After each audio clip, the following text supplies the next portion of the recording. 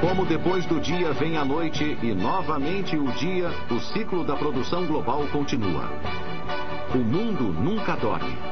Nós vivemos em constante movimento, criando, fabricando, distribuindo. Desde que esse programa começou, quase 68 quilômetros de cabos de internet foram instalados no fundo do mar. Milhares de guindastes de torre entraram em funcionamento no mundo. Quase 1 milhão de lápis foram feitos.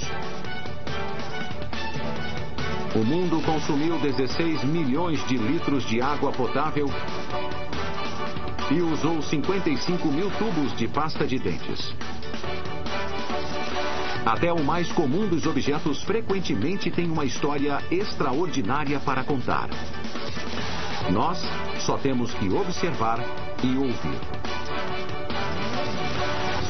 Versão brasileira, Clone.